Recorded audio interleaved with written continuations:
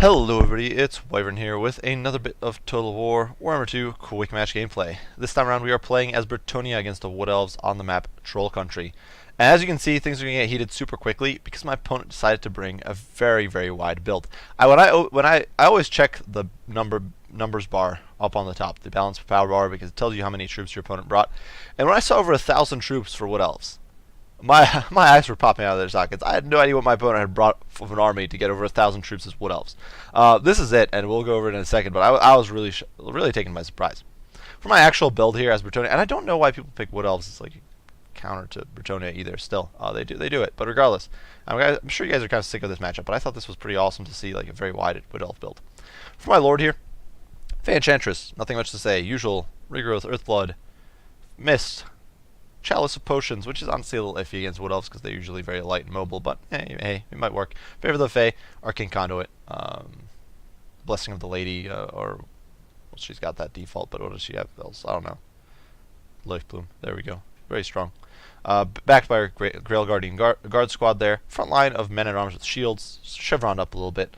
These guys can trade okay with Eternal Guard. They can hold them in place for a long time. If your opponent doesn't have sources of fear and terror, they'll do just fine. 2 peasant bows with fire arrows, just to apply pressure to glade riders and shoot at enemy archers when they're shooting at your main targets. That's one of the big things I think people don't realize. Brettonia usually has other targets that your opponent will focus on with their archers, so they don't take the time to shut down your peasant bowmen. And in that time, your peasant bows can get massive value, chipping away at enemy shooting. So do keep that in mind, even against factions that way outclass you in the shooting department. Then, of course, the usual meat and potatoes of the army. Knights of the Lionheart and Grail Knights on one end, so get a very solid shock core there. And then Grail Knights, Knights of the Realm, and Defenders of the Fleur-de-Lis on the other. Defenders of the Fleur-de-Lis, as I've been saying for in almost all these videos, I think are a really good pick against Wood Elves. I don't think they beat, say, Wild Riders, but honestly, between the good speed of Brettonian Cav, okay armor, silver shields, which is amazing. This is honestly their biggest thing against Wood Elves. They've got silver shields. And decent enough melee stats, especially thanks to Frenzy. I do think they're just almost a must-bring in this matchup. Especially because they're so cheap at 850. For my opponent's build, this is where it gets interesting. A super wide Wood Elf build. Now, granted, he's wasting a lot of deep wood shots here on the men-at-arms with shields. That is what they're here for, to soak up arrows. But a front line of Eternal Guard, you can see there are some Eternal Guard with shields on the periphery. These guys are there to kind of anchor the line. Makes sense. 2 War Dancers to mop up infantry a little more effectively. A whole bunch of deep wood scouts here in the center. I do believe 5 units of them. So a lot of, actually 6 units of them. So a lot of non-AP but mobile shooting. And then good old Orion here with his with his Vortex spell, with his Bombardment, and his Foe Seeker, though no Cloak of Isha. I actually think this is a bit of a...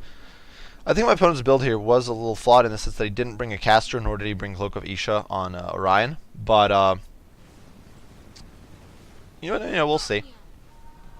We'll see what happens. You can see already my men-at-arms are falling apart. Their morale, despite them not taking that much HP damage, is not going to hold up well because the leadership is so low. You can't see I actually realize these guys don't have shields, so I started shooting a little bit, but the friendly fire is not doing any good work for my guys. And you can see over here the Grail Knights are going to charge in. I'm actually going to get stuck in melee against Eternal Guard. I do cast an Earthblood hoping to keep these guys in the fight, but they refuse.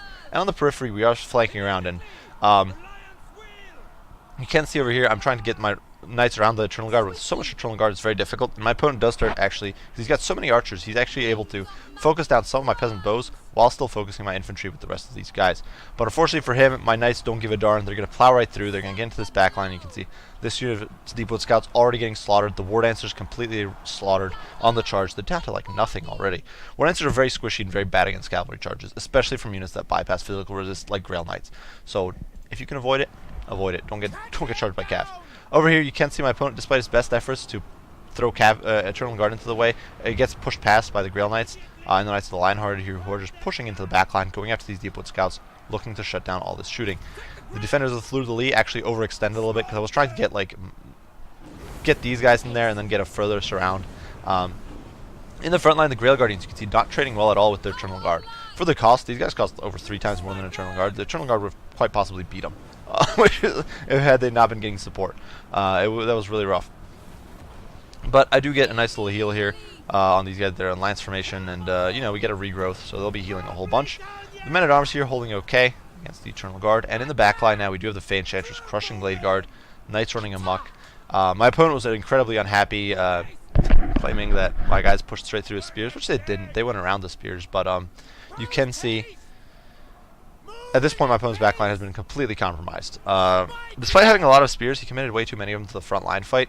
You can see we're actually charging into the backline here against the Eternal Guard with shields. The Eternal Guard, despite obviously having a high melee defense and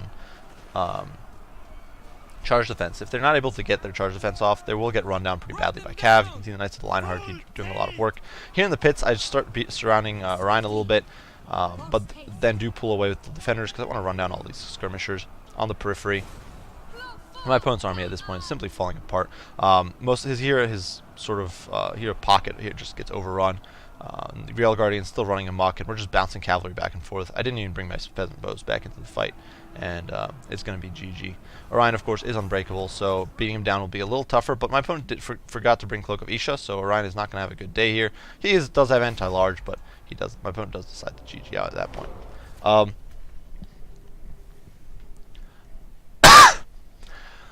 I do think this is not the greatest match. I was really surprised by this build. I think it's actually kind of an interesting take on the Brettonia Wood Elf matchup, is trying to go with like a super wide Wood Elf build. It's something you almost never see. One of the big problems is that Eternal Guard is not a cost-effective infantry when dealing with enemy infantry.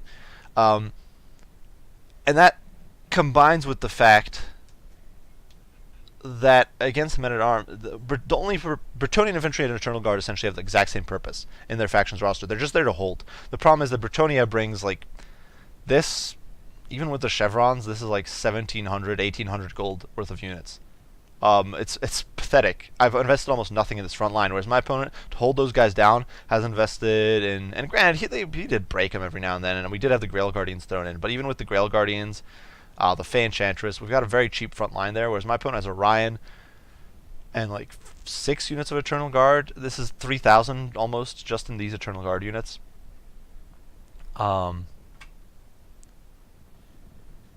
So regardless, the men-at-arms and shields are like a dirt cheap tie-down tool on the flanks, and they soak up all these arrows that my opponent was wasting. He was focusing so hard on breaking the men-at-arms, and in the meantime the cavalry just swings around the flanks and slaughters you, which is a big problem. My opponent had basically all these Eternal Guard. He had Orion, he had the Deepwood Scouts, all committed to trying. Oh, never mind. See, I was wrong. I was confused. I thought it was all Deepwood Scouts, but it was 2 Glade Guard, and it was.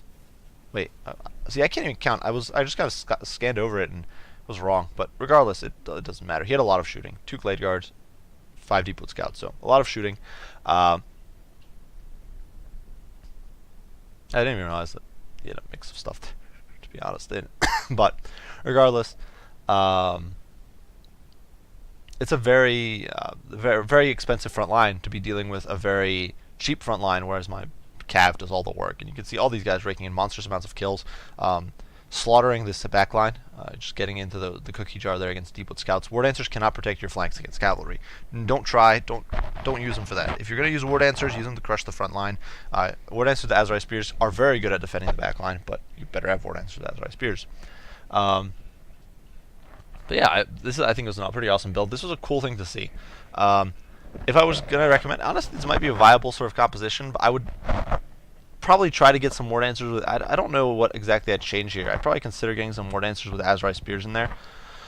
And probably getting Orion, the Cloak of Isha. I don't think Orion's necessarily a bad pick, but not without Cloak of Isha, it's a big mistake. And then I would try to get a caster in here. Doesn't matter what caster. It could be just a normal Spellsinger, a Branch Wraith, anything. It could, but I would try to bring one. Regardless, cool build. Very nice to see wide Wood Elves. I do hope you guys enjoyed the video. Hope you found it entertaining and fun to watch. If you enjoyed it, be sure to leave a like and subscribe down below. If you have any comments, criticism, any requests you'd like to make, anything like that, be sure to share them and I'll respond as soon as I can. Apology there. I do appreciate you all for watching, and I will see you all in the next one. Bye for now.